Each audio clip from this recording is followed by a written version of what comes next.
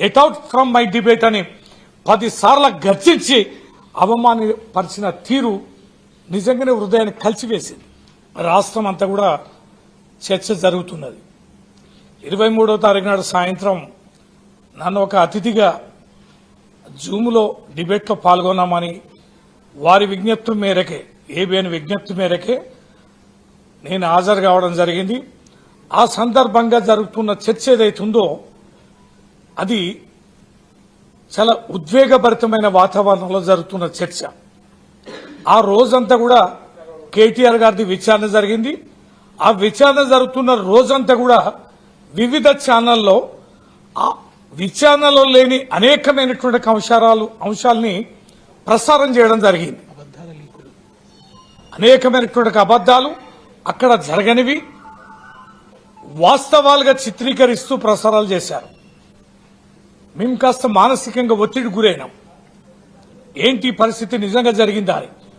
బయటకు వచ్చాక కేటీఆర్ గారు ప్రెస్ మీట్ పెట్టాక అప్పుడు తెలిసింది ఈ రోజంతా జరిగిన ప్రసారాలు అవాస్తవం అని, విష ప్రచారం అని తేలింది. అప్పుడు డిబేట్లో దీని మీదే చర్చ. వెంకటకృష్ణ గారు యాంకర్, వారు అడుగుతున్నారు, నేను సమాధానం చెప్తున్నా. విచారణ జరుగుతుంది, ఫోన్ ట్యాపింగ్ జరిగిందా జరగలేదా, ఒక సిట్ వేశారు, సిట్లో మళ్ళా సభ్యులు మార్చారు, మరో కొత్త టీం వేశారు, హరీష్ రావు గారిని పిలిచారు, కేటీఆర్ గారిని పిలిచారు, విచారణ జరుగుతుంది. కానీ విచారణలో లేని అంశాలన్నీ లీకుల పేరిట వాస్తవాలుగా ప్రజల్లోకి విష ప్రచారం ఎలా చేస్తారని చెప్పని నేను అడిగాను. ఎవరు దీన్ని బ్రీఫ్ చేస్తే ప్రసారం చేస్తున్నారు మీడియా? కాంగ్రెస్ చేస్తుందా, ప్రభుత్వం చేస్తుందా, లేదా వీరంతటా వీరే ప్రసారాలు చేస్తున్నారా, సిట్టు చేస్తుందా అని చెప్పని నేను అంటే, సిట్టు చేస్తుందని మీరు ఎట్లంటారు అని ఆయన నా మీద గద్దించడం, వాడెవడో వీడెవడో మాట్లాడితే నువ్వెలా మాట్లాడతావు అని నన్ను నిలదీసినప్పుడు నేను ఒక మాట జారడం జరిగింది. అది ఏబిఎన్ ఉద్దేశించాలే, వెంకటకృష్ణ గారిని ఉద్దేశించాలే.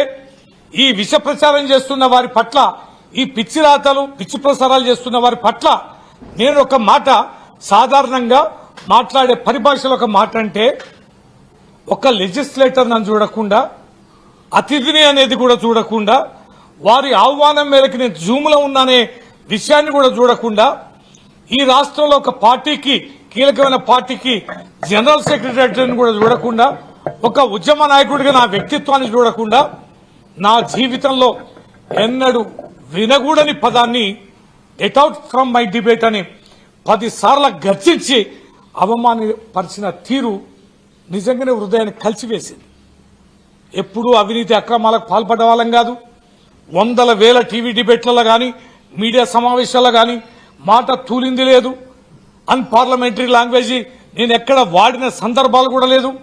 కానీ నా పట్ల అంతటి అక్కసుగా ఆ భాషని వాడడం అనేది ఒక యాంకర్కి ఏం అవసరమని, ఒక యాంకరే ఆ రకంగా ఏ రకంగా స్పందిస్తారనేది, అట్లా ఆవేశానికి ఎందుకు గురి అవుతారని. నేనున్న స్థానం మీ అతిథిని కదా, అతిథి పట్ల ఈ రకంగా వ్యవహరించడం అనేది దుర్మార్గం కదా. చట్టసభలో కొంతమంది లక్షలాది మంది ప్రజల యొక్క ప్రతినిధుల ద్వారా ఎన్నిక కాబడిన నా స్థాయిని కూడా ఈ రకంగా దిగజార్చడం సరి అయిందేనా అనే దానిపైన మనసు వికలమై బాధపడుతున్న సందర్భంలో యావత్ తెలంగాణ ప్రజలు, యావత్ ప్రపంచంలో ఉన్న తెలంగాణ బిడ్డలు స్పందించిన తీరుకు నేను కృతజ్ఞత తెలియజేస్తున్నా. ఒక్క తాటిపైకి వచ్చారు, ఏకఖండంగా ఈ రకంగా వ్యవహరించిన తీరుని ఖండించారు. మా పార్టీ ఈ ఛానల్ని నిషేధించారు. మా పార్టీ కార్యక్రమంలో ఎక్కడ పాల్గొనడానికి అవకాశం లేదని మా పార్టీ అధ్యక్షుడు కేసీఆర్ గారికి, వర్కింగ్ ప్రెసిడెంట్ కేటీఆర్ గారికి, యావత్ మా పార్టీ నాయకత్వానికి నేను కృతజ్ఞత తెలియజేస్తున్నా.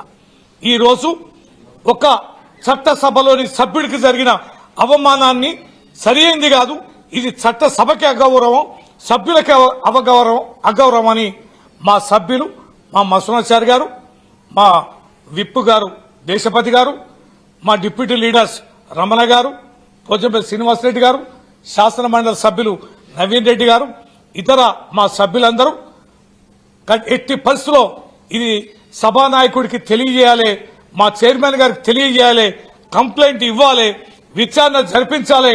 భవిష్యత్తులో ఈ రకంగా వ్యవహరించే అమర్యాదకరమైనటువంటి ఛానల్స్ పైన చట్టబద్దమైన చర్యలు చేపట్టాలని చైర్మన్ గారిని కోరడం, వారు సమయం ఇవ్వడం, పూర్తిగా మా వివరణ అంతా కూడా వారు తీసుకోవడం జరిగింది. ఖచ్చితంగా విచారణ జరుపుతామని వారు తెలియజేయడం జరిగింది. ఈ సందర్భంగా అన్ని విషయాలు సానుకూలంగా విని చర్యలు చేపడతామన్న మా చైర్మన్ గారికి కృతజ్ఞత తెలియజేస్తూ ఈ కార్యక్రమంలో పాల్గొన్న మా సభా నాయకత్వానికి అందరూ కూడా వెన్నంటి ఉండి నాకు ధైర్యాన్ని ఇచ్చినటువంటి మా సభ్యులందరూ కూడా నేను మనస వాచ ధన్యవాదాలు తెలియజేస్తూ భవిష్యత్తులో తెలంగాణలో ఈ రకమైన చర్యలకి ఎవరు పాల్పడినా కఠినంగా వ్యవహరించే వాతావరణం రావాలని మనస్ఫూర్తిగా కోరుకుంటూ సెలవు తీసుకుంటాను.